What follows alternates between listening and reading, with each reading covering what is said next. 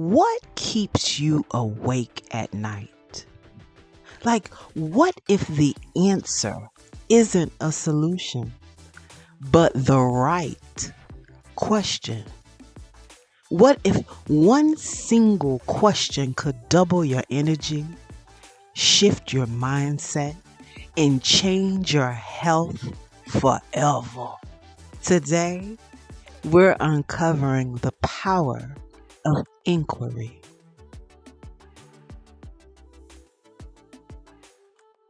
Conscious crew, hello beautiful people.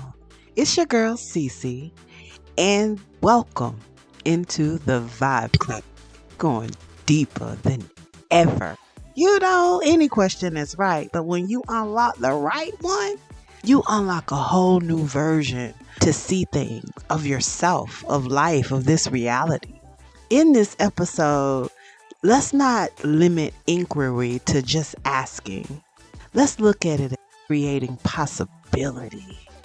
Yes, because it didn't exist before, right? Even if it existed, if it's not in your reality, is it? Stay with me now because we have a special guest. First of all, thank you so much for finding it within your heart to just collaborate with me and sit and chit chat and come through and give the Vibe Clinics a dose of you. Absolutely. And so, KeKe, please introduce yourself to our listeners. Yes. Hi. So my name is Kaleigh, but I do go by KeKe. It's a little bit easier for people to remember, especially if you saw the spelling between the two. Kaleigh is beautiful. Yes, Kaleigh thank you. Beautiful. I think so as well. When Yeah. people ask me why I don't go by Kaleigh all the time, I was like, I do love it, but it is a little bit easier for people to say and remember and spell. How do you spell? Okay, how do you spell it? Kaleigh is spelled Kaleigh. I'm gonna start calling you Kaleigh. Yeah, that's fine. You can call me I'm gonna Kaleigh. start calling you Kaleigh. Okay, I'm gonna try. We're gonna see how this We'll goes. see. Yes. Welcome. I'm so happy to have you here for us to flip the script and go back and forth and just nourish and nurture and just the idea of and the importance of asking questions. And just what that can turn into. So, what you do? What you mean by? I'm a wellness consultant Yes. and beauty consultant as well. Wellness is really, my center, and Mhm. beauty is my fun. Yeah, I love it. I love it. That's what I do. I've been doing that for actually this month will be 3 years now Yeah. that I've Wow. had that wellness consulting and Yeah. everything. Yeah. Well, I'm gonna tell you, I had my own personal experience. It was still when we first met. We were both vendors at a market, and my stomach, you couldn't have known this, but I have been battling with different things, just diagnosis with my dealing with bloating and stuff. That day, particularly when I share it with you, like here I am telling you I'm bloated and my stomach hurts. Yes. So something like I'm not really feeling that good, and you helped me. Mm-hmm. You helped me on so many different levels. You helped me with the powder that you gave me.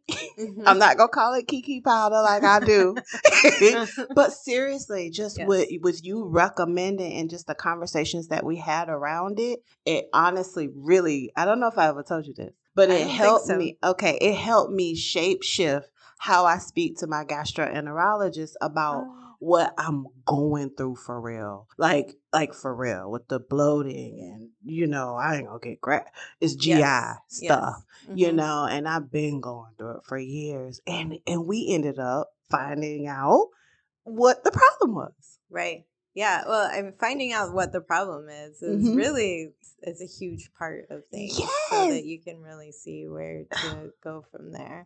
So I didn't realize how how impactful Yes. just that that experience in talking and everything, and it's been a couple years now. Yeah, it has been. It has been. So I don't remember the full conversation, but my biggest passion of anything is the education of it, and to be able to teach people a little bit more of why, or what to ask why, or what a little bit deeper, like what is is going on. Yeah. So that we can start addressing more at a more base level. Yeah. Than just, oh, this happens, I don't know why, and then just take move this on.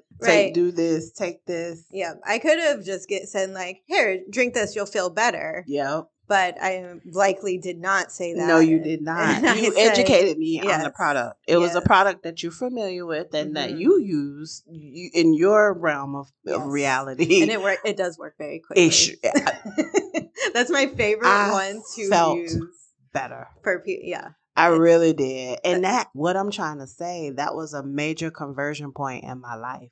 For real. Because I'm telling you, this whole GI thing, it's a whole thing that I had to one day sit down and unpack, but it was a conversion point because when I saw that something could help, nothing I got in the drugstore or the grocery store helped. Right. I mean, natural things help. I eat some ginger, but for this particular what I was going through, nothing helped. That did. Yeah. That did. And from that day, I was calling it KeKe powder. That is not what it's called. But I was, and I appreciate that. And so awesome. I could tell that's dope that your passion leaped into my life personally, just with you having the desire to help people ask the right questions. Yes. Yeah, that's awesome. That's really exciting to hear. I love that. That's that's my favorite part is, people being able to have that little bit of shift in their mind. And I was thinking about it on the way here today about, I experienced myself. So the reason that I really went into wellness a little bit further, it's a long story, but really it comes down to frustration I had as a patient, as somebody that worked in healthcare. So it was just frustration all around. And I myself have heard from a doctor, there's nothing else they could do really to help, because he did tell me some things that I could do. Right. So he's great. And I really appreciate him as a doctor, but it was still hard to hear. There was nothing else he could offer me. There's nothing else that he could do to improve. So mine is blood sugar. I have type 1 diabetes. So, and I've been working through that for years, and it was really well controlled for a while. And then I made a lot of changes because I didn't want to take medication. Because I was very much holistically raised. And that's a blessing. Yes. So I really appreciated it. But there was, I kept trying to go holistic routes and nothing was working. If I did try to take some herbs to bring down my blood sugar, I have to watch to make sure that they don't bring it too low. Yeah. And then I end up going up and down or something, I would end up. So I was trying to make some changes as, some different herbs years ago that, I was at a holistic vendor event. I tried something and then, hope for the best. Yeah. And it didn't really work. But I also didn't really know how to measure it. There's a lot of things out there, health and wellness wise, and you hear this is good for this and this is good for this, but I didn't know how to measure it, and there wasn't anyone, the person or people that I would buy the products from. I couldn't reach out to them and say, hey, how should I really be taking this, or this is happening, or this is not happening, or how long, if I had questions. Not that I didn't get the impression of reach out to you. Email me, or on the package, or email me any questions or something like that. Right. The doctors don't necessarily, they don't work with that stuff. It was it was scary for me to try something without somebody to verify what I was doing, that it was, okay. But I tried that, before I was on insulin that, or early days. But it ended up becoming more difficult. I was okay, I was on insulin and just kind of stuck with that and everything. But I was still having a lot of trouble keeping it at numbers that I want, or even feeling okay. So that's real. A lot of up and downs. That's real, what you just said. I feel you on that. Sometimes it just to feel okay. I'm not diabetic, but I understand what you're saying in other, I deal with arthritis. Oh my gosh. Yeah. You know what I'm saying? Right. So just sometimes I just really felt that statement, what you just said. I really did, because that's real. Yeah. Sometimes Yeah. You know? So that's why I like being, so for myself, even, I saw that need of, there's someone in between, you know, the worlds to help you navigate through. Yeah. And because I could have used it myself.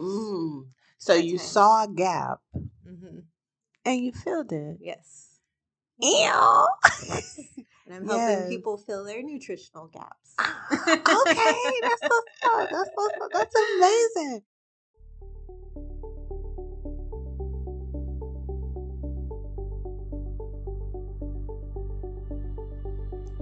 Inquiry is the art of intentional questioning, of seeking clarity, context, and connection.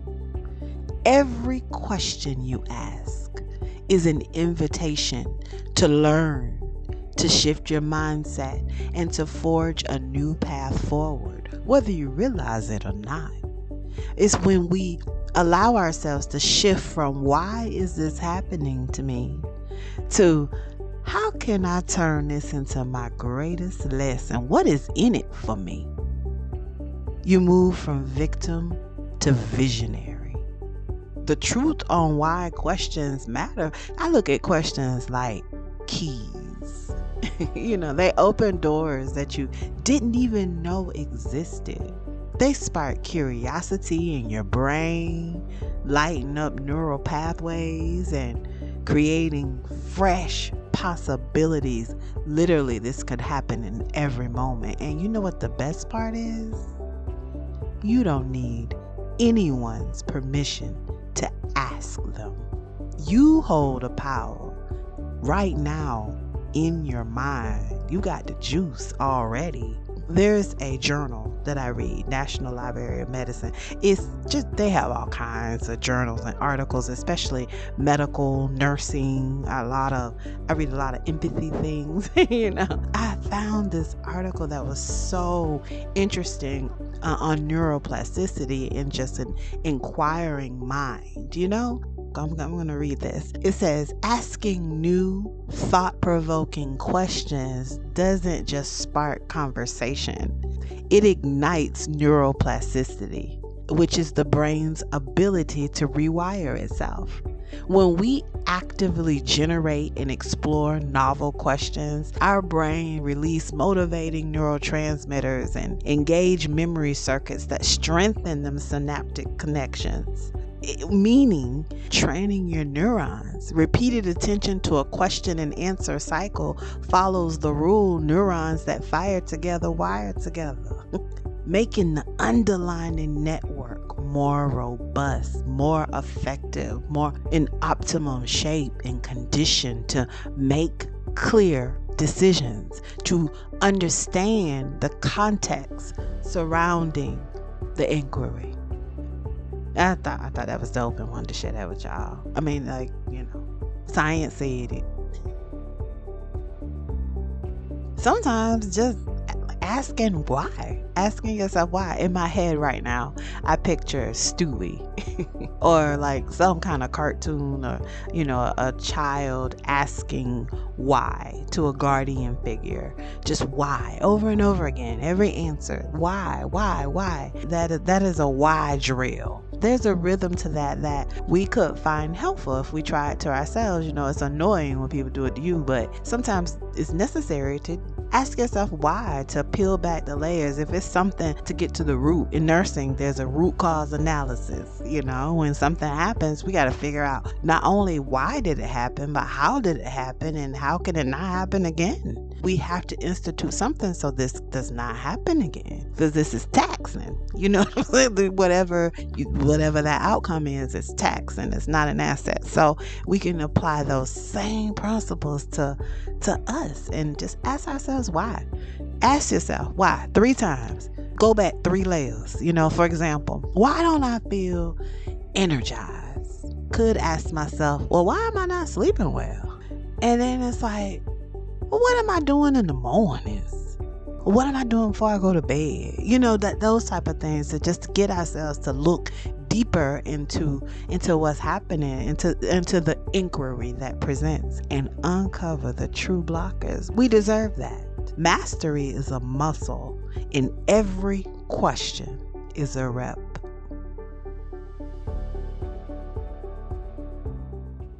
I appreciate that, you wanted to take to this level. Just you made a comment about how you're really going to master yourself. And in my head, I was like, what does that mean?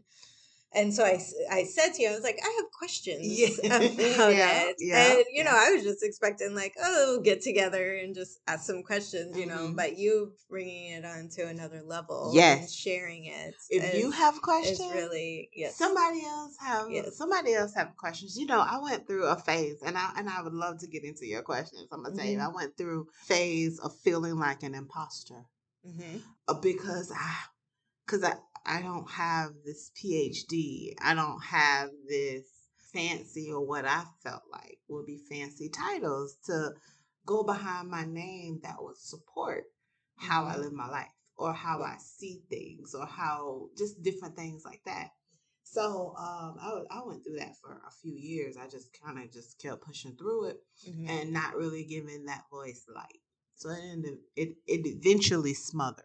That voice eventually smothered and just dissolved, I'm going to say, because I don't feel that way anymore. I'm owning my experience. I've realized that I consider my view an empirical view, because everything that I'm talking about has been a choice that I've made to heal. Like, it's been a life lesson. It's been pain, a lot of pain. It's been a lot of pain, KeKe. It has been. And I'm so glad. I wanted to merge this opportunity, especially when you say you have questions. I'm like, okay, let's get into it. Yeah. Hey, let's get into it. Yeah. I want to talk about it because I didn't talk about it as much and press on. I didn't. I thought I did, but I didn't. Yeah, I did. I read it. It was a while ago when we first met, and I got it from you, and it was more about, I would say, like, your journey. Yes, but do you know? To me, I felt like you were giving a blueprint. Isn't that something? Like, I'm just realizing within this past year that, girl, that is not the blueprint. That's the testimony. Yes. It's okay. Yeah. I got the blueprint right out. Well, now, you've grown so much since then, and so you're able to look at things differently than the way you saw them then. Timing. You said it earlier, timing. So, okay, I think that's dope. So that's why I said all that to say, I wanted to definitely, why not bring it to this platform and let's talk about it. Yeah, let's talk about it. What you got for me? What you got for me? So this feels like a silly question, but I'm just going to say nothing silly. Like, can you actually get like a, now that you're pursuing a PhD in self-mastery, like, is it really one? Is it I mean, there's so many. We can make up one. Right? Yeah. Okay. I love your analogy. I loved it. And I'm going to ride with that. I'm adopting that. So, yes. Yes. So now that you're pursuing your PhD. Yes, I'm pursuing a PhD. In self-mastery. It's an interesting subject to me because it's personal, right? To each person. So every little thing can mean something different to every single person. That's so deep. See? Right? Yeah. So, specifying like, what does self-mastery mean to you, and the defining moment, if you have one, where you really decided to like pursue that level. Yep. Okay. To even begin to say anything about self-mastery, I feel as though I can't step over self-discovery at all. Because first we have to decide. First of all, we have to wake up, and I'm not using it in a political sense. I literally mean. Okay, I'm not very political. Okay, I'm not political. Like, my mind does not go that way. It does not go that way. But some people are, and I'm not saying that. But I feel like we have to wake up to who we are. We have to want to do that, though. Right. It's a prerequisite. That's a prerequisite. I know. I feel horrible because you know what me and my friends say? Yeah. A pre-requesty. Pre-requesty. Okay. So it was hard for me to switch it back. That's a I pre-request. was surprised I got it pretty much right the first time, to be honest with you. Yes. Oh my gosh. I was finna say that's what tripped me up because I was like, wait, not pre-requesty. I gotta say it right. Yeah. But anywho, yes. And it's crazy because for me, that path didn't just show up. I had to fall into realizing nothing around me could help me. It wasn't anything anybody could say. It was an internal thing that I had to own up to and embrace and allow to be embraced. It was spiritual. It was so many different things that nothing out here could help me.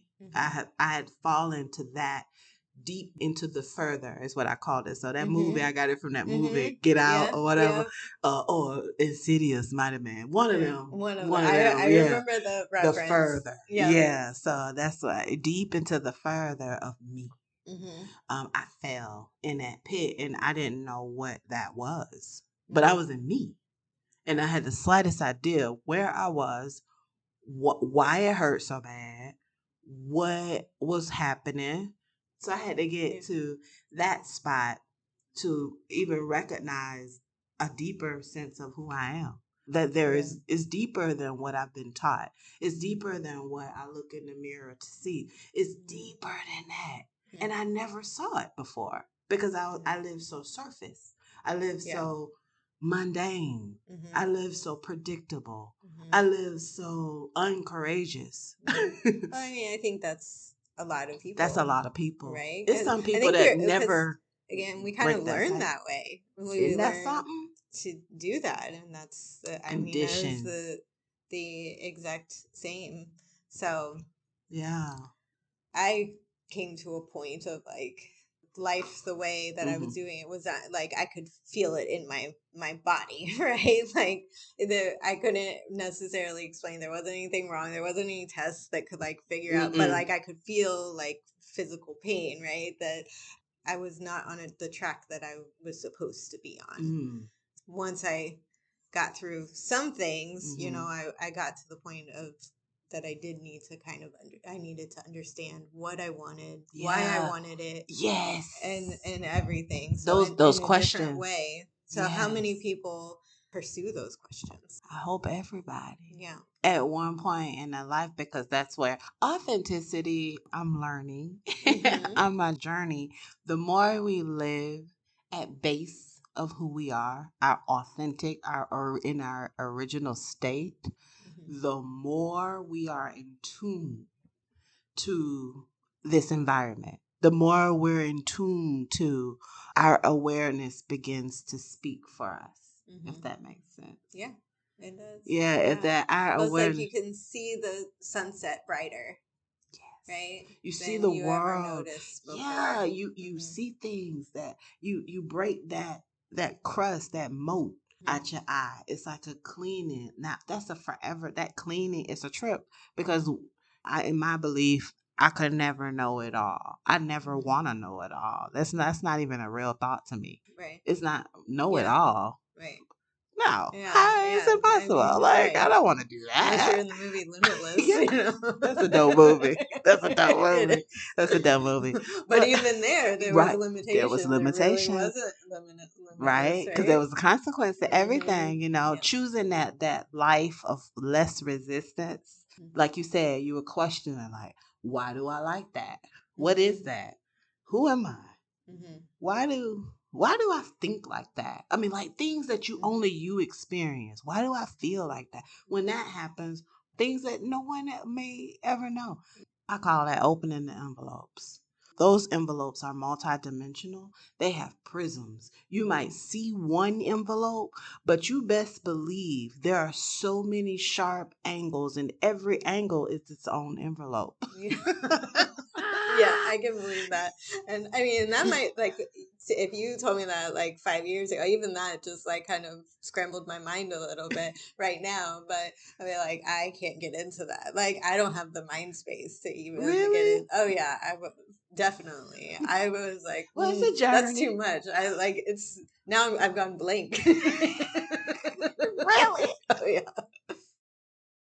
So going through that Yes. helped you develop this. Yeah. Well, so as a kid, the foundation was laid as far as, what I should and shouldn't be eating and things like that for overall, not every single detail, but I had a good basis, right? So when I was diagnosed with diabetes, I'm like, okay, well, I know what to do, overall. And then the doctor, it was a diabetes educator actually that I met with first, which I'm super grateful for. I loved her so much. She was amazing. It was really, she was like a heart, right? She starting with wherever I was at, and that is the bottom line of life. Start where you are. Yeah. Literally, I just literally wrote an article about getting it out the mud. It's going to be in our next issue. I'll make sure you get one.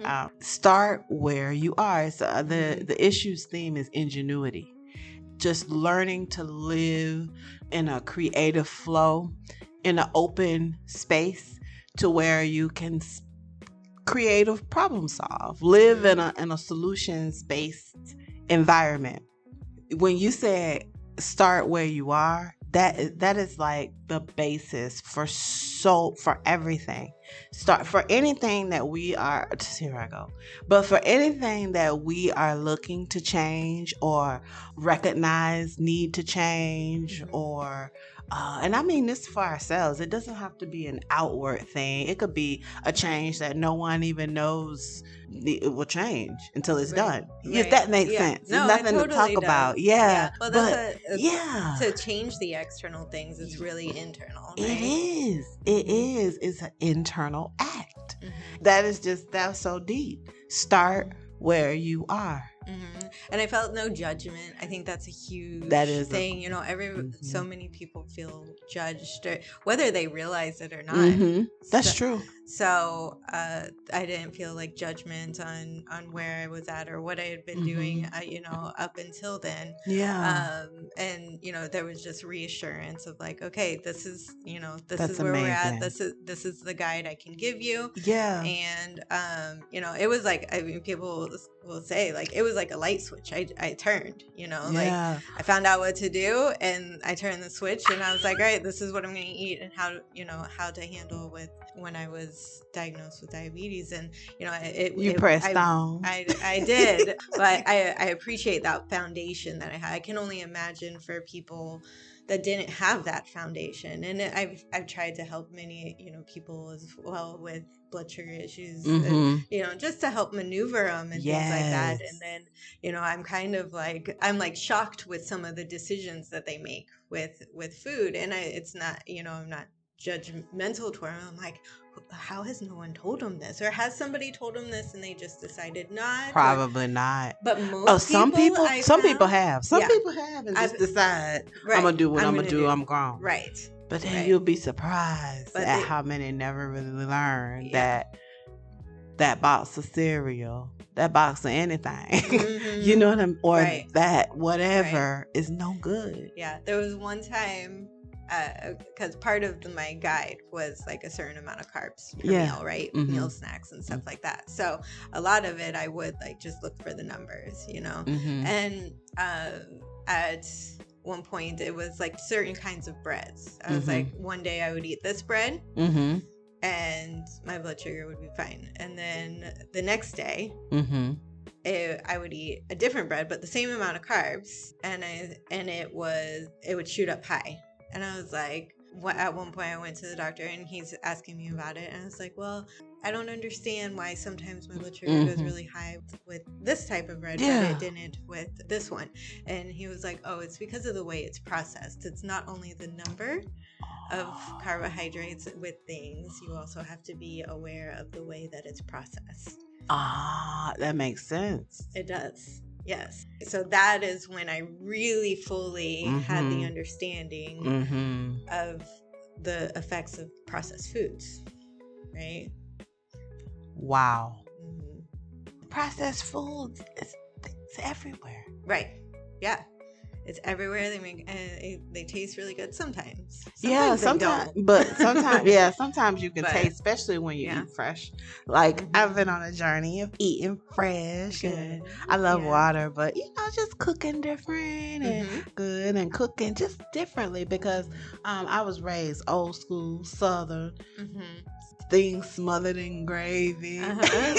You know Yep. what I'm saying? Yeah. Cornbread, collard greens, like that. I ate very well Mhm. every day. I'm grateful for my parents. You know what I'm Yeah. saying? My father Yeah. was a chef too, so that didn't Oh, help. yeah. So it was Yeah, that did. definitely Yeah, it really was good. on and popping with food. I ended up studying Dr. Sebi.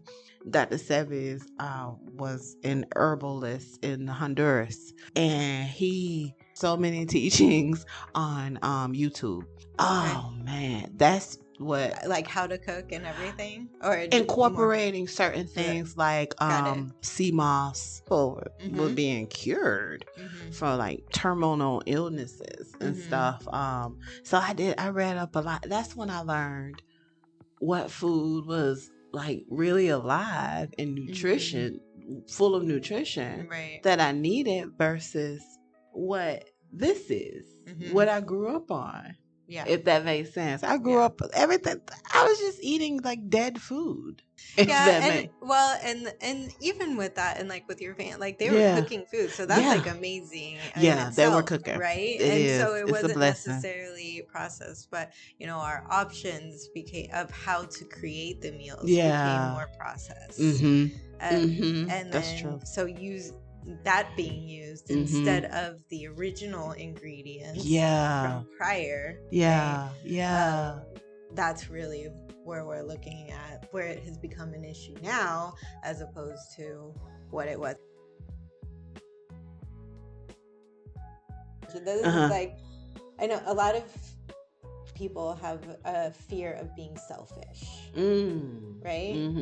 And so then when you hear the concept of self-mastery, like, and mastery, how much time do you spend on mastering something, right? Life. Like you're going right.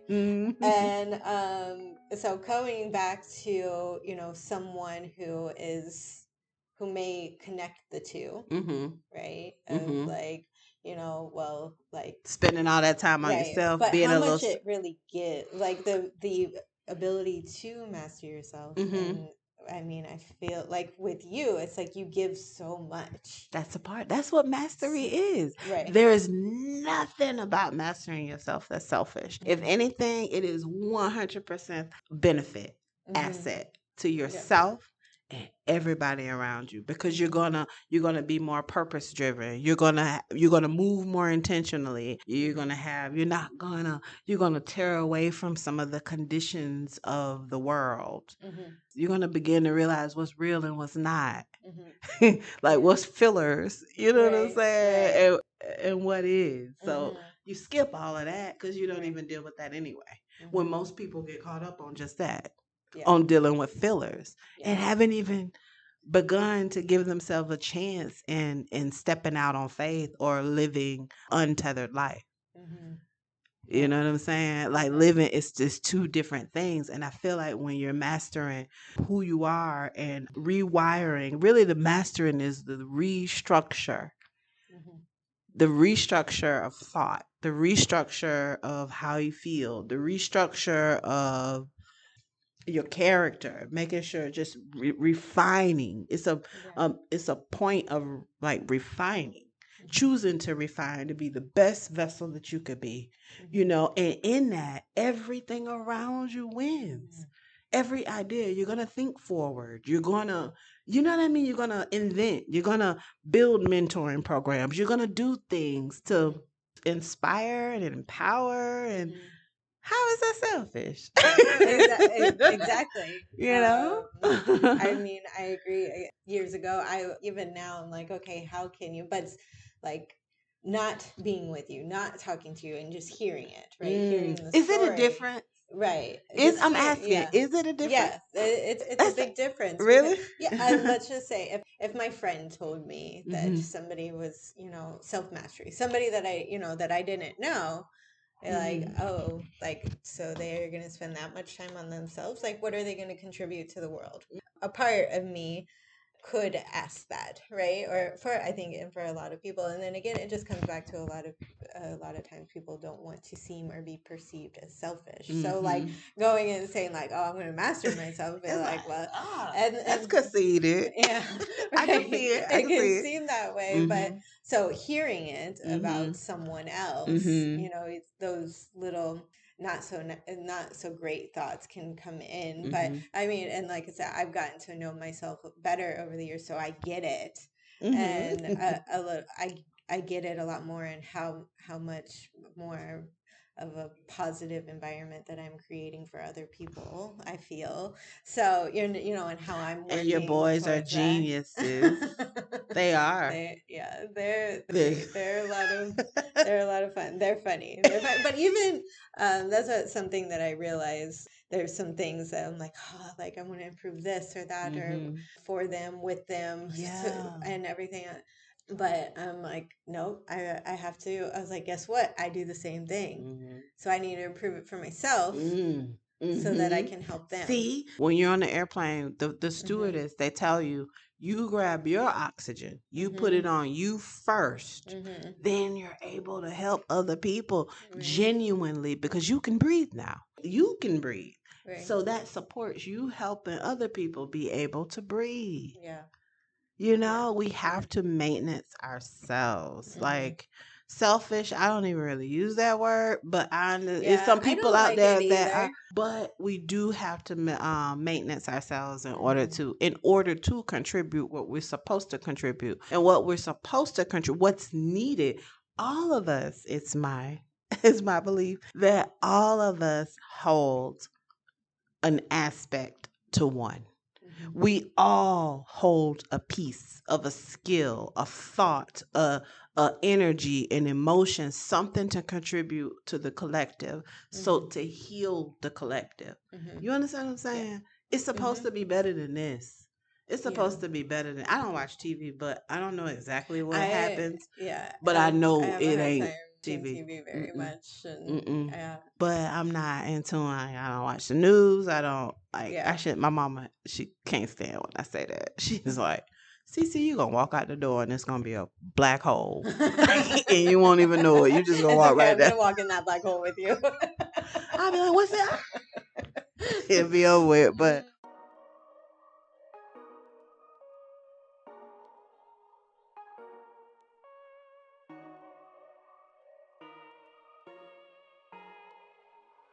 That's amazing because it was a lot. I'm a nurse,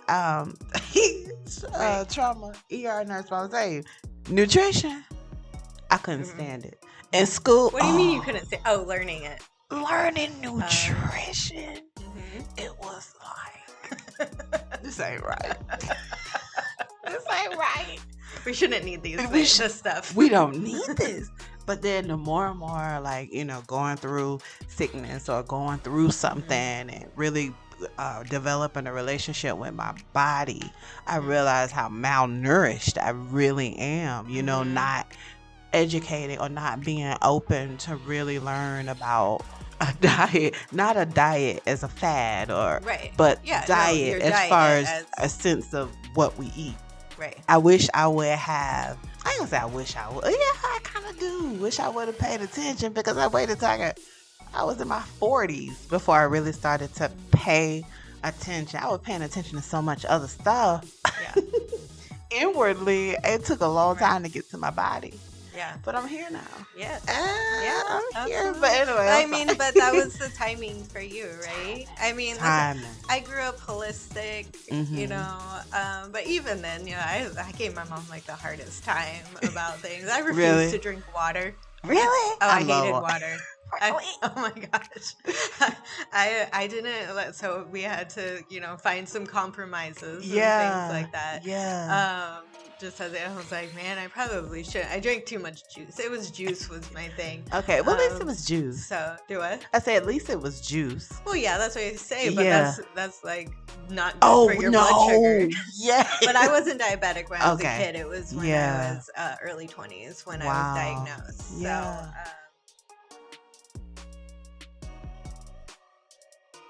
As a reminder, beautiful people, this is an Aloe Thoughts Media production. Enjoy.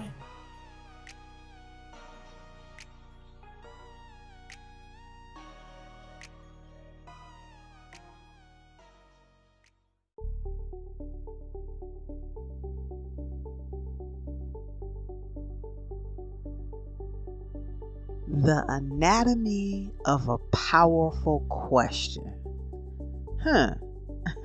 Let's break it down. Let's take a look at it. Like, what makes a question powerful? There are key elements, in my opinion. You're gaining clarity, so that's powerful all in itself. You see better, right? You see better, you do better, you feel better, all of that. Curiosity, inquisitive. There's a interest there. You want to know, and context. A clear question, it zeroes in on exactly what you need. The how, not the why. Curiosity fuels open-ended exploration. You might find out something that you didn't even knew existed or was a thing. Oh my goodness, I read across so many things just in this last month. Having an open-ended conversation with people and you turn out, it's just, I learn something every single time. I learn something about what I'm doing. I learn something about myself. I learn something about hobby or desire or passion, part of my passion projects. It's a beautiful thing. The context roots the question in your lived experience. It roots it right into your reality, your relatability to it. So back to why am I tired? I could ask why is important. Don't get it twisted. Why is important. But how can I shift my afternoon routine to feel energized by 3 p.m.? By 3 o'clock, because I have the most to do around 3 o'clock. So I want all of my energy. What do I need to do, or how do I need to retrain what I'm going through, or my morning routine, where I could have more energy in the peak of my day? We have that power. And asking ourselves these questions unveil that clarity gives you an exact roadmap to get to exactly where you want to go. Why do you think it's hard for people to ask questions? This is really just an up in the air. Yeah. Why do you think it's like, for real? I mean, I can answer for myself, right? Don't want to sound dumb, right? Don't want to get made fun of, right? Be like berated, even, maybe, if you're like, because sometimes like questions can be silly, can seem silly to someone, not the other. Maybe it like just miscommunication. Like, I don't feel like I'm going to communicate this right, so I just don't even want to say it. Right? So I mean, those are like some of the reasons why I just won't ask questions. Me too. Feel like it's gonna open Pandora's box, right? And then it's like, I don't feel like going through all of that. I just not gonna say nothing. Right. That's real. Yeah. I mean, that's for me, and I know, I don't know what other reasons, or maybe like some of your listeners can say like why they don't like to, or why people hold back from asking questions. Why? Yeah. But those seem to be some of the top ones to me. Like, people don't. I fell into a couple of different of those. So yeah. And do you have any, just on your advocacy journey, do you have any tips or ideas or practices that help people center in or ask questions better? So I think a lot there has a lot to do with the environment. First, let's say like in a doctor's office or something like that. If the presentation is like the presentation of the office, the feeling of it, if you feel safe, you're going to ask more questions. That's true. Providing an environment that feels safe for someone to ask questions, or at least some questions. And then there's sometimes like, okay, maybe we need to pick this up later or something like that. But I think the biggest thing, and that's asking questions or speaking up in general, like saying anything, giving any input, is how safe the person feels in the environment, in the moment, whatever the case is. And it applies to everything. So That's I think it's more about, to me, it's more as me and as a being. Right? Yeah, I love that. I say that all the time. Fans like, here she goes. As a being. Yeah, I say that all the time. Like any environment that I go into, that I am around, anyone I'm around, is trying to offer safety so people can feel like that they can ask questions or make comments or whatever the case is that, are. But at the same time, I expect them to respect the environment of the safety as well. But that's real. I've been to some different self-care things, and there's one in particular that I love going to here locally, and she starts out the experience reminding everyone that it's a safe place. That's good. So she just starts off with, and it comes so natural and everything, and then it's like a weight. Just is like, oh, okay. I know this is everybody in the room knows it. that this is a safe place, and so we are in a unified thought.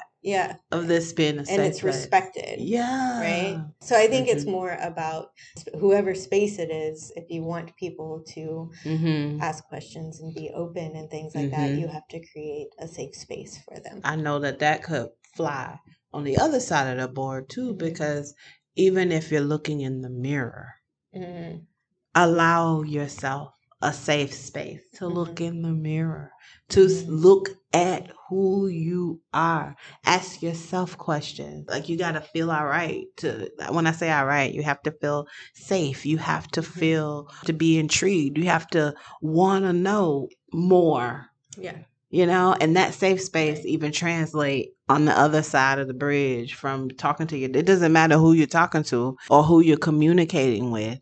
It could be yourself. Just having that safe space to communicate with yourself is priceless. Safe space, period, is priceless. Right. Yeah. I mean, no matter how safe the space, if this person really doesn't feel safe, internally, they're not going to say anything anyway. Yep. Wow, yeah. That's deep how that can flip-flop, just the idea of asking the right questions. Asking questions, being okay period. with it if you're not asking the right questions. At least you're asking something. Ask the question. What is right? Just let it come out. What is wrong? What is right? What is wrong? Right. At the end of the day, there's an inquiry. Whether it started inside, whether it's derived from outside, there's an inquiry.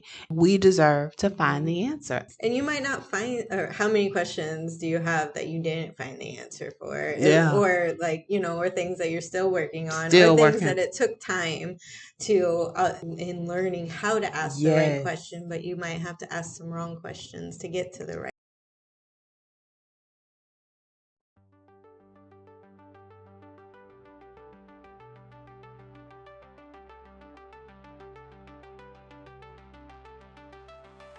With decisions, with rewiring, reshaping, reimagining all that I was taught.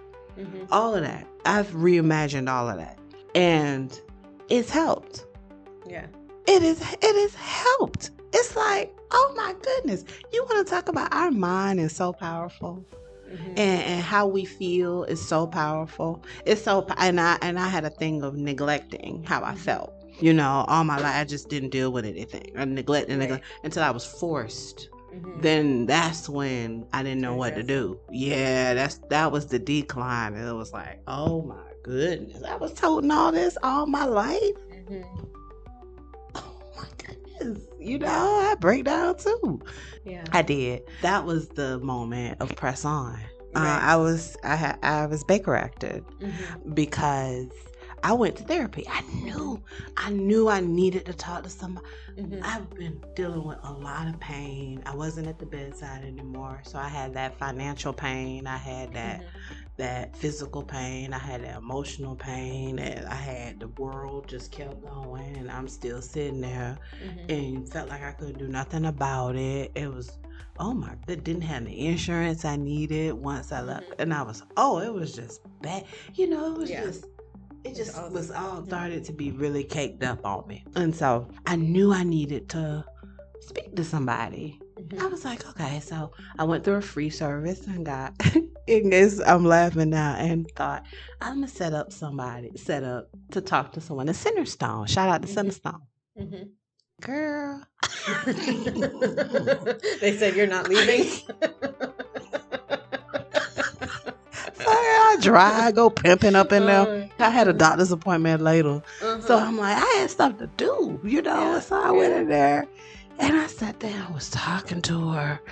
And she was asking me questions. I'm telling her stories and just talking to her, being honest and genuine. You didn't have a fear. No, because I just I know I need to be here to talk. And then I noticed she got on the phone and called her supervisor in there. And I was like, oh, she must need to show us something or something. Yeah, so I'm still talking. Then while I'm talking, she was so attentive. She's like, steady going in the file cabinet, pulling out papers. And started writing all this while I'm talking. Yeah. And so I'm like, dog, she doing a lot. Like I'm talking, but she doing a lot of movement. Then the manager come in, and that's when she told me. I guess she thought I was gonna flip out or something. Yeah. And I was like, for real? She was like, Crystal, I think you need some time.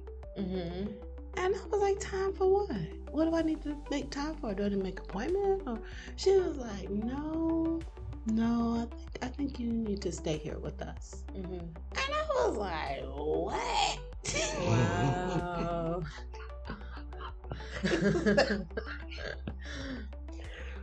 What? I was like, are you? So you had no idea. No. I was like, were you listening? Yeah. And she was like, I was. And I'm so grateful for her decision to do that, because I was that short. They figured I could have hurt somebody. How short how close. I was just very tightly wound up. And so I'm grateful for that decision. But anyways, it was in there on that journey, and I just literally was like, I can't leave. I've never been in jail before. So I'm like, this is crazy. Like, I'm in here. Yeah. I said, you know what, God, if I'm in here, I need to pay attention. Yeah. I'm in here for a reason. There's no way in the world I'm sitting in here like this. Yeah. And no, I need to be here. So I had to embrace that. So once I embraced that in silence, I just had the notion, something told me inner to press on. And I was like, press on what? I can't turn on, I don't control nothing. So I'm looking around the room like, is there something? Oh, so it was like a literal in me. Okay. It was in me. It was like, press on. And I'm like, okay. I can't tell nobody, because then they're gonna take you to another section of Center. Then they're gonna come in here with that medicine. You know what I'm saying? That was real. I was like, I can't tell nobody. Something want me to turn something on. And I'm like, what? And then that anxiety just kind of just went away. That was starting to build, because I couldn't understand what that was. It started to subside, and it was like, press on, turned off the autopilot of my consciousness. Yeah. And I was like, oh, it's on autopilot? Oh, so I haven't been in control none of this time. So I didn't mess up. Yeah. So I hadn't really, not in control, but you know what I'm saying? Like, no, absolutely. Like I haven't, okay. And from that moment on, that was the beginning of my self-discovery journey. That was the beginning of me finding out what it is to live authentic to who I am, develop boundaries. Oh, it's been the Vibe Clinic, literally from the beginning, it starts off rough. But that's been my healing journey. Yeah. Literally, this entire podcast has been, because as I felt better, as I started to really get my strength and see better, I was like, okay, this can't be for me. It's other people out there that could literally alchemize their life. It's so many people that's just been dealt bad hands. For real. I'm not gonna say my hand was bad. I'm gonna say it was intense.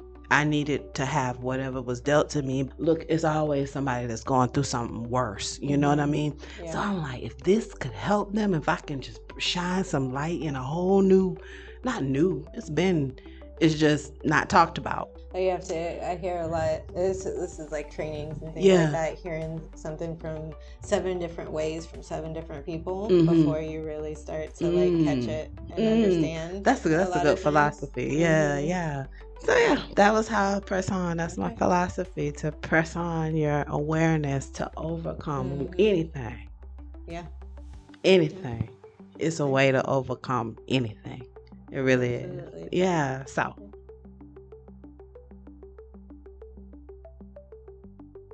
What's striking me right now in our conversation, KeKe, is that whether it's good health, diabetes management, emotional well-being, like everything, one simple act, asking a question. I'm gonna say that matters.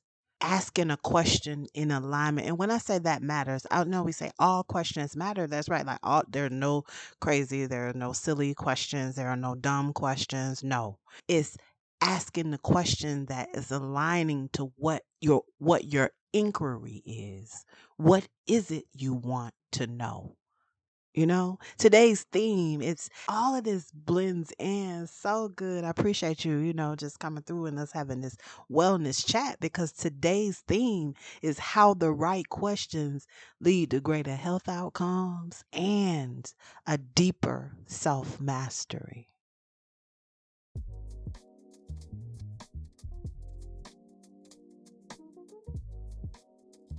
Because, come on now. Reaction, I can't, it's hard to tolerate someone that lives in a reaction based mindset. Just close to me. I'm gonna say that. Close to me.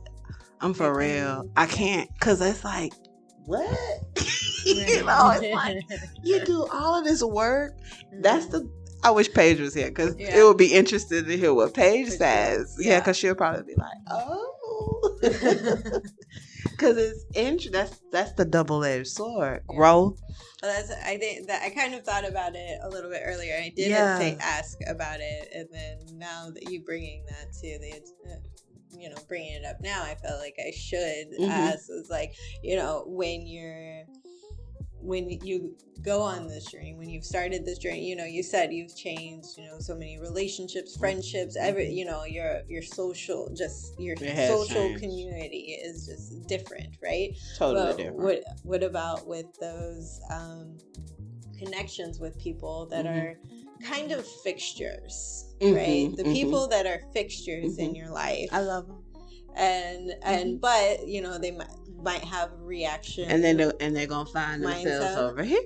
Yeah, so I'm gonna love you from where you protecting your energy. At all times. Been able to at all times? Yeah, it's been my mother sometimes, and I'd be like, oh, hold on, now, that type of spending is unauthorized. I can't spend like that. Emotionally spend. So you just like address it immediately. Immediately. Listen, I'm here. If there's a way I can help, but to just sit and absorb this, I can't do that. Yeah. I can't do that. You shouldn't even want me to do that. Right. We can talk about anything, but just to feed me whatever, that's not gonna work. Yeah, that's not gonna work. You know what I'm saying? I respect time. I respect my time. I respect everybody. I respect time itself. I respect the hustle. I respect the mindset. I respect everything. I respect what it takes. I respect what's needed. I respect the resources that I've had. I respect the ones that's here now. You know what I'm saying? It's respect across the board, but I'm telling you, life is straight chess. It's straight chess to be able. I wouldn't play that either before. It was too hard. Right. But now I play some. See, and it's fun, right? Well, just recently I've played like a couple times, but then I've been making a point of doing things that I would like refuse to do because I was bad at before or whatever. That's amazing. Like now I'm like, you know what? It doesn't matter. I'm just gonna enjoy the process. Like that's how I met you. Kind of with the group, the Heart Collective group. It's a shout out to the Heart Heart Collective. Yeah, shout out to the Heart Collective. It's a bunch of artists, and I have never considered myself an artist. Me I know either. I'm not allowed to say that, right. But I was like, I'm coloring on a coloring page as everybody else. What about the haiku we made up? We did, but you made it. We did really? it together. Yeah, we did. We did it together. You helped bring my thoughts together, and we made it together. But just going and experience and like just being caring more about the process than the results, and then I keep applying it to more and more things. But then I've noticed there's like some things that I'm like, oh, I'm actually like better at this than I was before, thought I was, whatever the case is. Isn't that and beautiful? Well, I shouldn't have missed 20 years of not doing this, but it doesn't matter. It's part of the journey. Like, timing. I'm not. You might have respected it then. Right. You know what I mean? Right. But now, like, I'm to the point where I was like, I want to try to play pickleball. I've never. They was like, what? Let's play pickleball. I've never played pickleball. Literally. Do you play tennis? No. Before? No. On a video game. Game I set up. Right. But I've never been physical like that. Yeah. But I'm like, I want to stretch my body. I'm embracing my body now. I'm to the point, I've been embracing my body. And what can I do for you? I've ignored you forever. Yeah. I'm here now. What can I do for you? What can I do for me? What can I do for me? Okay. I'm gonna try it. I'll give away coffee. I mean, I'll stop drinking coffee. I'll do that. I'll cut back on the hot sauce. I'll pick and choose. You know what I'm saying? I'll pick and choose my snacks better. I could do that. I'm a conscious thinker. I live in the moment. Of course, I can choose to not have that and eat that instead, and that's what I've been doing. It's fun, and I'm playing with flavors, and I'm on a whole food journey. I really am. Awesome. Just get my body right, and I want to move around a little bit. I want to play pickleball. No, I mean, I haven't, of course that's like very popular right now. So there's a lot of different things, a lot of groups, and like even just like to be able to go and just learn like beginners for free and stuff like that. So I saw a little set it, so I might try to swing through and for see sure. where. I mean, at the end of the day, it really is just like moving around whatever that looks like with big ups. I mean, I went when I didn't really, I've always worked like office work previously, and I went from one where I was like up and around, but I didn't really think of it that much as movement. But then I went to like very sedentary, like there was no really moving around. Like, oh, I can't do this. Like it was less hours a day, but it was like it's tough, you know, to just be sedentary. So it is then tough. I realized how much more, and I never understood really like the importance of physical education. I didn't like it. I didn't like any of the sports. I tried playing. I like refused. I didn't like being outside. I don't like sweating. None of that. I don't like bugs. But now I realize how I'm like, man, I really wish I tried a little bit more, and I really care, because now I have to create that habit. Because now because that's the habit that I need to improve as well. So with the boys, that's why I'm like, at one point I was like, I just want you to go outside and do things. I don't care what it is, and like you just have to do something physical every day. And one is easier than the other to do it. And not that it's like unfit or anything like that. And to be honest, I care more about your physical education and everything than I do about like some of the other education. Yeah, because they skipping. Yeah, because you got to be able to get. If you're not taking care of your body appropriately, how can you think how you need to think to it all goes hand in hand to mind, heart, body. So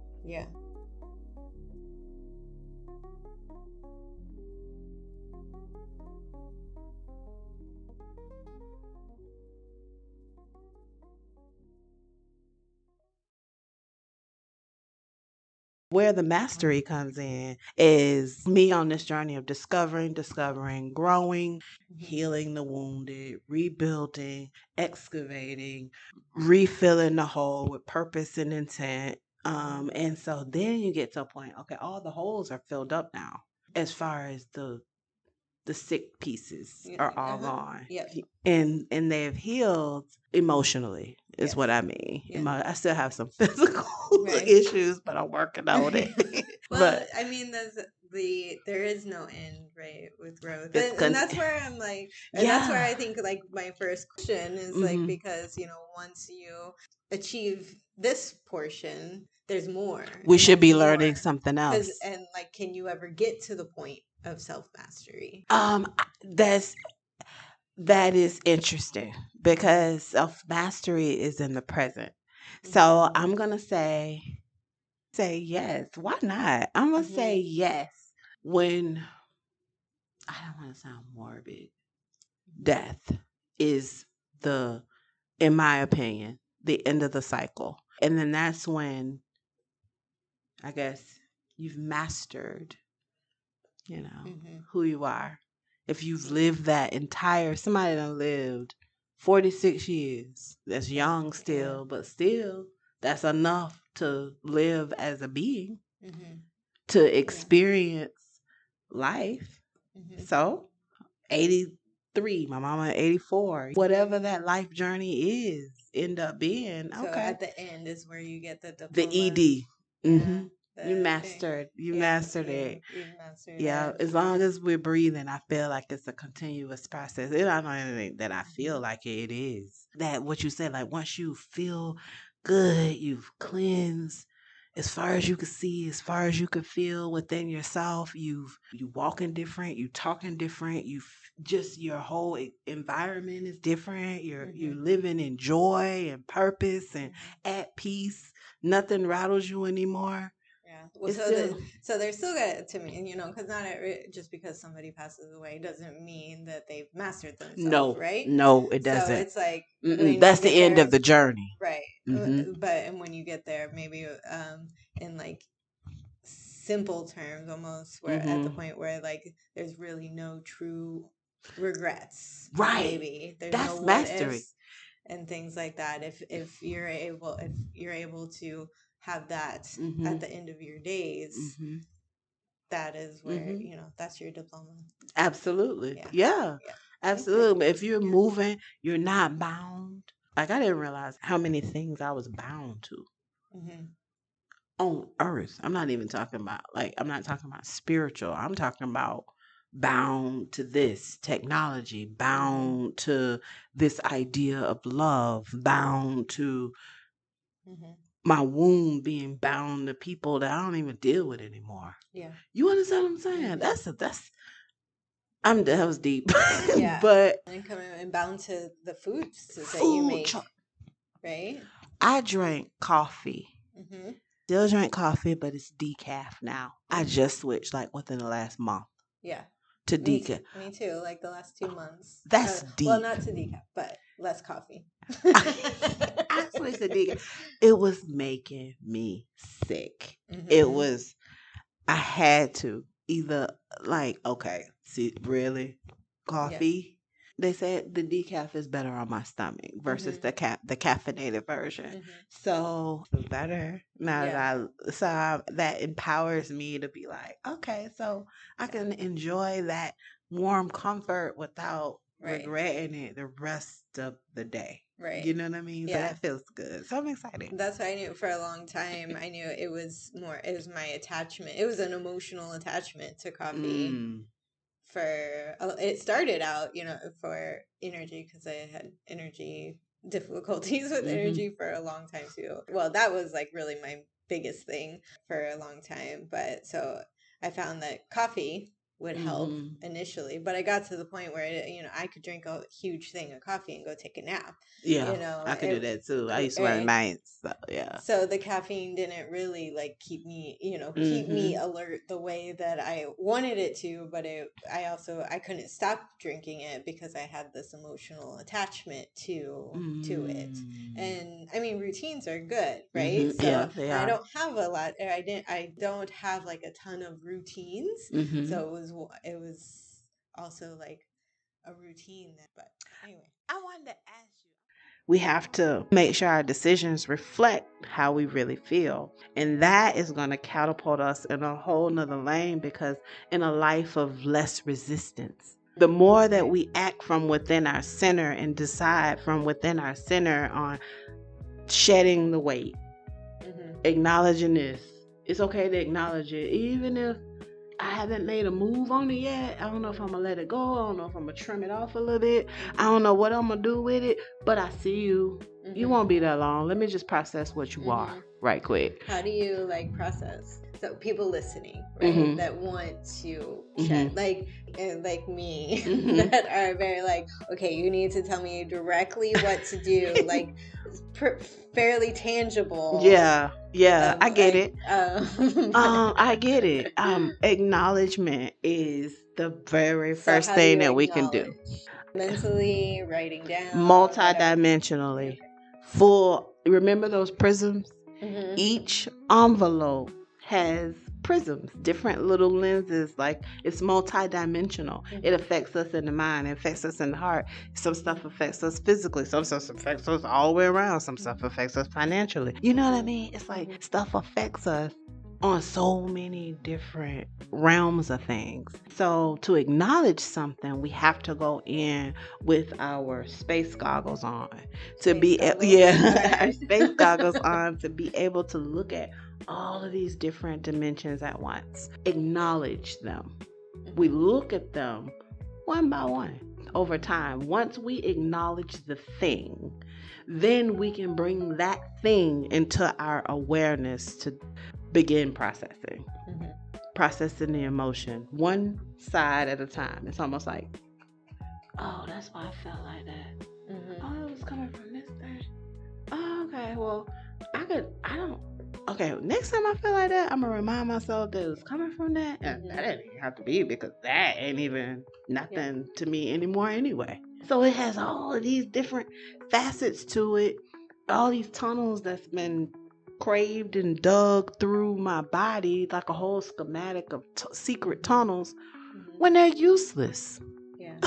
Because the thing doesn't even exist to me anymore. I went through it, but I never healed. I never refilled those tunnels. I never checked on myself. So that processing, we have to acknowledge the thing, bring it into our awareness, and really look at it. Look at the shadow side. I start with the shadow side. I mean, I'm already in the light. I want to see what's back here. Yeah. You know what I'm saying? What's back here? I'm going to start back here. Let me spin it around. Yeah, why is it still taking any space? Right. Yeah, so we have to acknowledge that's how we really process something. And break it down. I use reconciliation a lot. I talk about accounting with life. I feel like I'm a mathematician sometimes. I do. I'll be tripping. I feel like I'm a mathematician sometimes, because I'm like, every sentiment has weight, has value. Every word has value. Every thought has value. Every action has value. And I have a way that I can add it up quickly. And if it's off, wait a minute. something's off. The math is not mathing. Let's just wait. Let's not grow weary or anxious about nothing. Let's just look at this a little further. I give myself grace and look at things further and just keep digging until next thing you know, the thing is getting smaller and smaller because I've opened up those envelopes. I've cleaned those envelopes. Some of them were empty anyway. It was just they were just dug through. Yeah. It's like, oh, okay, well, that was easy to refill this hole. Just really rewiring and remending through the conditioning, through the circumstances, through the tainted decisions, through the things that we've learned on who we thought we should become. Okay.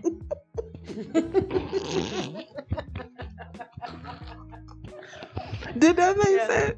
No, it did. It's I will say it wasn't as concrete as what going back to, but really tangible. But like, do you write? So you said writing. So you'll think about it. Yeah. So like writing it down. Yep. Like, do you have like a process? This book right here, I'm sure is something I've started to process in here. I write everywhere. Everywhere. So I'm sure it's something. Feel writing is really the best. Writing saved my life. Writing saved my life. You're an author too. I know, right? Like, but even see, just right here. I don't know what day was this. June 23rd. Just looking here, I got excited. You see the smiley face? I got excited about my film, working on a film. And it's in the backdrop because I got so much going on. I just have a lot going on to process the current projects that's on my plate to really see them so that I can get here. This is where I want to be. You see the smile? Yeah. You're going to help you with some piece of it? Absolutely. Absolutely. Absolutely. Yeah. Yes. Really cool to be a part of and to support. Yes. I don't even know exactly what it is, right? But I know you and I know like your passion. And I think like one thing that I was going to definitely writing your thoughts, like just what I was showing you about. These are my thoughts on the things that I have on my plate. Sometimes I have to write it every few days or every week just to kind of catch myself up to what's needed, where I am, what's needed. This is just project based, but I wrote storytelling because I'm a storyteller and I want to tell stories. I want to help other people tell their stories through film, through what we're doing right now. This dialogue is alive. It is alive. It's unscripted. It's sheer how we feel and what we're doing. But here, just on that day that I mentioned, storytelling, there's healing in that. There's healing in providing a mirror. Yeah. People run from the mirror. People can identify with stories. Yeah. Better.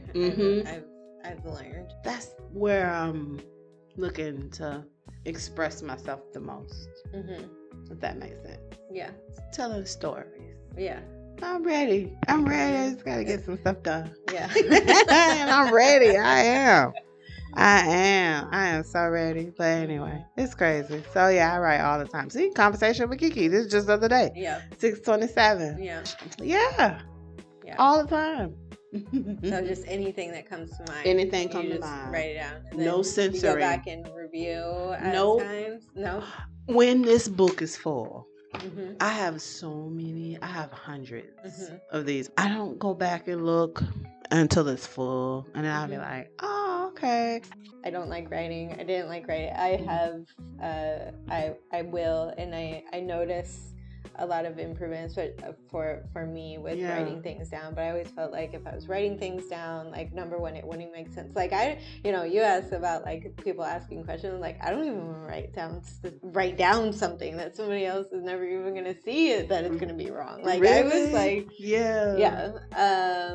But so seeing here, your notes and seeing that you have your Walmart list and you have all of this is in one. Yeah. You have like your next plan that you want to do and your notes for today, or your like that it's random and like it's okay, and it's okay that you don't necessarily go back and review or something. Like I used to feel like bad about it, Really? like what, if I write down things or if something doesn't, like I didn't bring my book because I was embarrassed by it. Really?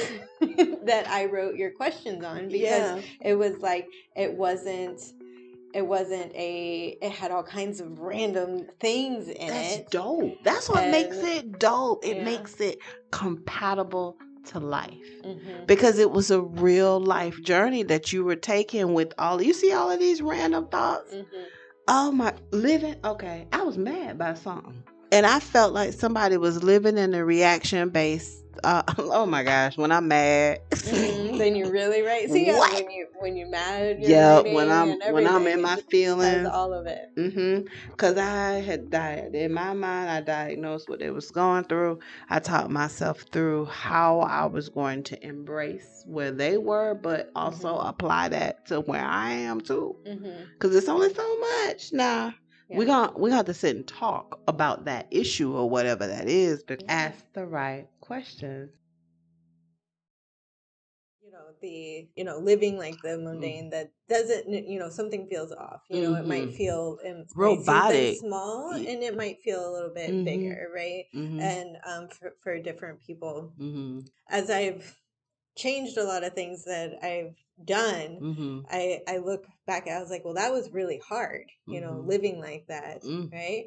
And so if people question like my path that I'm taking now, like that's a hard path, right? Like they might be like, you're on a hard path. I'm like, well, I was already on a hard path. Life is a hard path. So yeah, it's just picking the route in which we go. In your heart, you can never go wrong. I'm gonna tell you something about people. People tolerate me just because they tolerated what I was going through. They didn't necessarily understand it. And I didn't when I was in the thick of things, I didn't understand it. I just knew it was something I had to go through. Like it was times I didn't talk because I felt like if I didn't know what to say, then I said nothing. That was that. I'm telling you, I went, isn't that deep? Yeah. Have you ever chose to be quiet? Oh, silent? A lot. Yeah, for a long time. Really? Yeah. So I told it might be like a little bit different, but still a type of thing. But that's what it was. It was something again that was. It was a funny quality almost that I had, that I could sit with somebody in silence and no problem. Like I wasn't uncomfortable. Yeah. I could easily sit next to someone, be around somebody, and not talk, be normal at all, like super normal. And I felt good still. Like they might be uncomfortable, but I was fine. I'm good. Yeah, that's real. I used to text Paige and tell her, I'd be like, baby, she'll be at work and I'm at home. I'd be like, I'm just saying, I still prefer not to talk. And she'll say, okay, baby, I love you. You good though? Yeah. I'm good. So once a day I would check. I would let her know I'm all right up here. I'm all right. I don't know what to say. And I feel like the more I talk, the more I'm going to mess it up. Whatever it is, the more I talk and feel like I'm trying to perceive what's happening, the more I'm going to mess it up. So I'm going to be still and know that the source that I trust to help mend me back together, that it's happening. And that's all I had. And that's what I chose to be silent to and for. Yeah. Okay. So, yeah. Well, you had a purpose for it, so that's good. I just did it just because I didn't know what else to do. Well, I mean, in a sense, I mean, like you say, you felt good. It might seem unorthodox. It might seem weird to somebody else, but you felt good. Yeah. Maybe it was nothing to say. Maybe you just needed to feel good. You know what I'm saying? Yeah. So it don't have to be a word for that or a process for that. It's just I just need to feel good. Like I feel good. Let me feel good. Yeah. Let me feel good, please. Yeah. Yeah. That's why I was like, I think I didn't like meaningless conversations. I'd rather be quiet. What don't you like? Because that's like I can't. Like, I have things. I have things that I am on a journey working on. Meaningless conversation. Your next courses. I know, right? I know. That is something I have a hard time tolerating. I can't tolerate it. Yeah. Like, ooh, 0. Like, I might be looked at as rude. Yeah. That's how bad. Right. Like, oh, I'm trying here. Oh, I gotta go. I can't do it. Yeah. I don't know what it is about it. Yeah. I can't do it. Well, everything has energy too, right? Yep. So if it's not an energy matching yours, then then your energy wants to run away. Yeah. Right?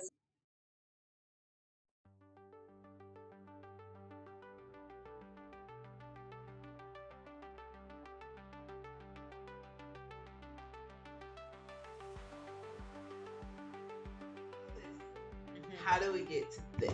We have to think about what we're going to say and be very intentional with conversation.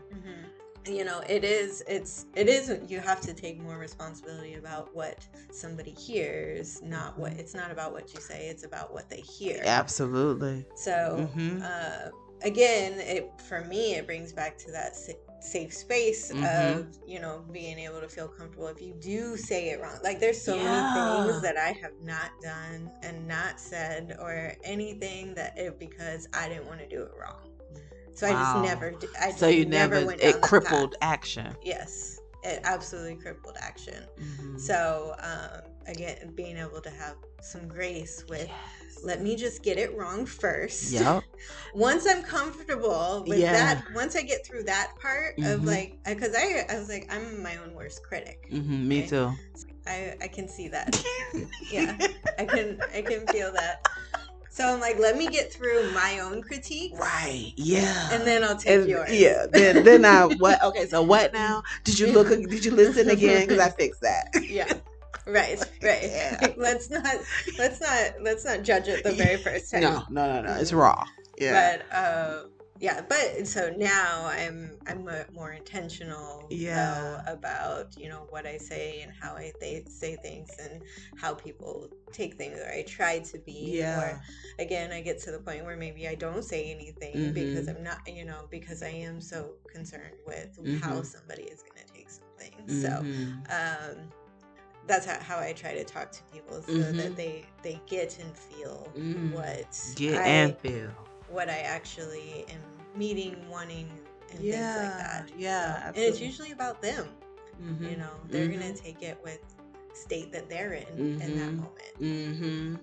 So having that empathy, empathize, and that is dope. Like, to go through something that is so amazing for you. I'm not praising you going through something, because we have to. Right. Yeah. Like, I mean, you have to. It's like a rite of passage. Life is hard either, no matter what. It's a path. You just gotta choose which one. Yeah, you just gotta choose which way.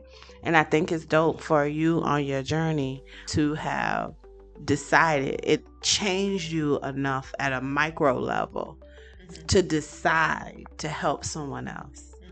I can relate to that, because it's the same thing that happened to me. Like, to decide to create, you fill the gap, becoming an advocate, for people, for yourself, for your family. You know what I mean? For everybody you meet, to ask the right questions themselves, to their health journey, to beauty, to anything. Just consult to drive people in the right directions. I think that's dope. I mean, I love having people like pick one goal, and that's why it can be, beauty related. Yeah, like, I get my eyebrows done, I'm so happy. It's like guys, it's like when they get their hair cut, they're like super happy for like a good 24 hours minimum. Yeah. I mean, I know it's like women too, but I think it's like men. That's like one of the consistent things that they do to take care of themselves. Yeah, it just get a seems haircut, like across the shave, board, right? Yeah. That it's like, you just get that automatic feel better, for a period of time. And it's like, and I think about like, what do you decide to do during that period of time that you feel better. And, what if you created some intention into that of like, something externally, internally, something you feel better. And then be like, okay, what am I going to do with that time? Like that time is precious to me. As when I feel good, as okay, how am I going to make the most out of the time that I feel good? Yeah. How many people like kind of go surface, which is nice to do, dinner or something like that or whatever. But what if at this one time people were like, okay, I'm gonna listen to that podcast that I've been wanting to listen to, that I haven't been feeling up for it. I haven't had a clear mind. I haven't been feeling good, so I haven't listened to it, but I want to. And then from that podcast, you get something that lights something else. And so like just the breadcrumbs that you're open to find. It's all about being open. Being open to do something different, to step out of what is comfortable. The most success in my terms happens at the, when you tear a piece of paper. I'm looking at paper, so and the edges are like irregular and rough. That's where success lives. It lives right in those irregular, unconventional spaces. That's where what I view success as. That's when I think that was one of my questions. Oh, for real? I was like, what does success or self-mastery success look like to you? That was gonna be like my last question. Living my best life, a smile on my face. Success is not work. It's how I feel. My wealth I've learned is my health. My health, I said it backwards. My health is my wealth. My well-being is my wealth, because I feel like living centered from the center of who I am will guide me in anything. All right. So it's not predicated on somewhere or something. It's all internal. Literally, it's all internal. And with that internal conglomerate system, I can walk around here and do anything I want. Right? That's success. In my book, It doesn't equate to money. It doesn't equate to none of that. None of that. Yeah. Just me living whole. Right. Living a whole life and doing the best I can every second of it. Yeah. That is success. I made it. Right. Yeah. Yeah. And then you have to keep growing so you can keep saying that, right? Yep. Yeah. Have to keep deciding. Yeah. Make these decisions are priceless. People throw away their decisions all the time. And I don't, the decision, people don't start thinking about decisions until it's like life or death, or like a legal issue, or like a big decision to make. But these little decisions, like what we gonna eat tonight, what am I gonna do next, or anything, just all of those decisions mount up and they matter. And it is important to really, really become aware of the condition of them. What is the quality of the decisions that you make? That is a continuous question, because when the quality is subpar for my decisions, I can't make it. Right. I can't make it. I can't do that. Yeah. So it's like you're physically and or emotionally, essentially, you are what your habits, your own habits. Yep. Is, so if you don't like where you're at, then you have to change those habits. Then I won't be there. Yeah. Or where you want to improve. Yeah. Yep. I won't be there. That's why I say it's a fine line, because my social life has changed.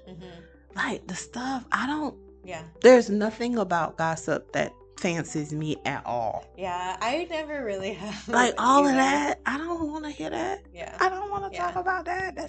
That's meaningless. We're back to meaningless conversation. Right. Like, come on. Right. Our words matter. The sentiment behind what we go through matter. What we go through matter. Our decisions matter. I want to talk about stuff that's alive. I want to do something. Okay, we can talk about it. Let's do something about it. Right. Like, okay, what's the solution then? That solution-based living. Like, we can talk about it. You can bend to whatever. But, okay, that's necessary. Where are we going to? What are we going to do now? To shine some light, to provide some aid, to do something. I can't just talk about something and it just fall off. That meant it meant nothing. So we did that for nothing. Yeah. Girl, I got too much. Girl, I can think of a whole bunch of stuff to do. But sometimes I had to learn that some people aren't ready to fix things. That's right? true. And that's been a part of the journey for me socially, because I'm like, okay, oh wow, you have to respect where everybody is. Everybody's not picking themselves apart. I don't even try anymore. I don't have an my boundaries are stiff and they're very well planted in place, and I operate within that. And unless there's been a door open to invite some sort of interaction or dialogue or something like that, other than that, I stay in my lane. 100%. And if I haven't seen it yet, I'll create it. If I'm not gonna wait, I'm not waiting on anything. There's nothing to wait for per se. Right. If that makes sense. Yeah, I get that. And that's what with previously when we talked a little bit, it was just like kind of clients and how do I know like who to work with, or maybe not, it might not be the right timing or something, and it's really like learning what they really do want, and it's learning what you want too. Right. Because the decisions that you make are going to be housed within those boundaries safely. That safe space. For me, my boundaries, honey, you can't break them. You can't get through unless I opened the gate or left it open or opened the door and invited you in. Other than that, you can forget it. And it's like that for a reason. And it's not like a overly done nothing. It's just my boundaries are in place. They protect me. That's how I am able to smile and mean it. That's how I'm able to smile and mean it. It don't matter what. It's so much. That. Yeah. And mean it.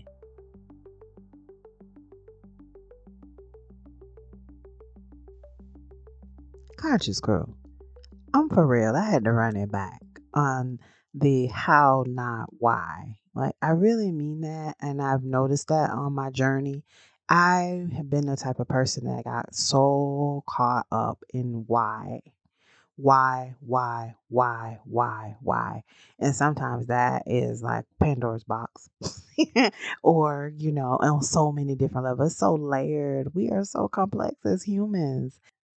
And it's draining, and it takes you away from the original mission of understanding how to do something, how to change something, how to take action on the things that you believe. And a way that I started to really recognize that on my journey is to own my questions.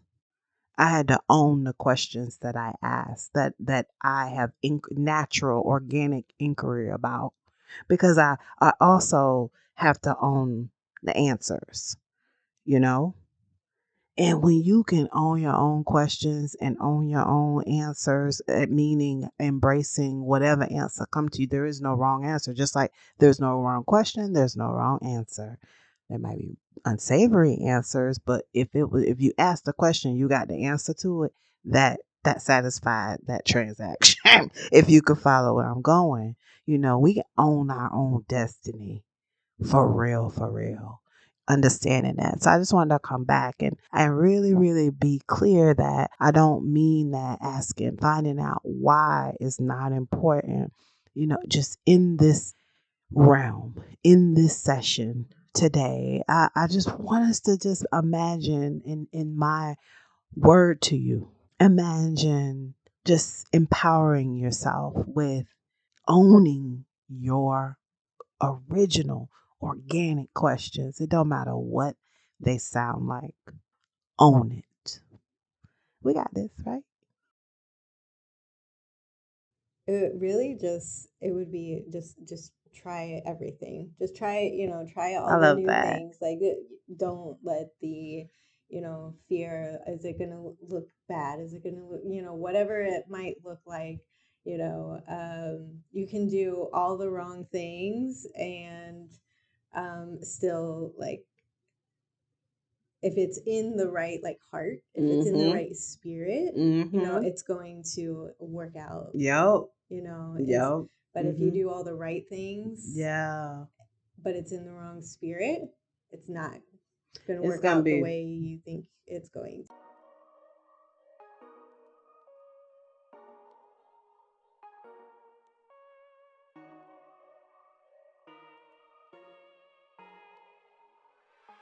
Today, KeKe and I have armed you with frameworks and personal stories and things to think about. Now it's up to you, boo, to ask the unasked.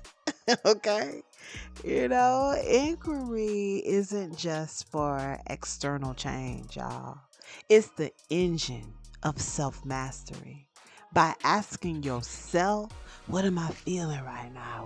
What do I want? What do I do? What is trying to teach me? You become the expert of your own inner world. You stop reacting and start responding with intention, consciously, of course. Shout out to y'all, the change makers that are listening. You know, this right here, this idea of things, it's not just self-care, it's world care. Every insightful question that you ask fuels your leadership, sharpens your advocacy, and equips you to drive real change in your heart, in your home, and in your community. So lean in, amplify your voice, and let your questions be the catalyst for transformation, both for you and those you serve. Y'all heard me? That's the magic of inquiry. It turns data into discovery. Keep discovering. I love y'all. Thank you again, KeKe. You have been a blessing coming my way. And I appreciate our paths colliding and never doing a podcast, never even a glimmer in my eye, I think that I would ever join somebody on a podcast. So thank you for creating this beautiful safe space for me to feel comfortable to come and do it. Thank you. And talk with you and feel good about it. I am so happy. God bless you all. So yeah, we're gonna conclude this. All right then, everybody. Okay, bye.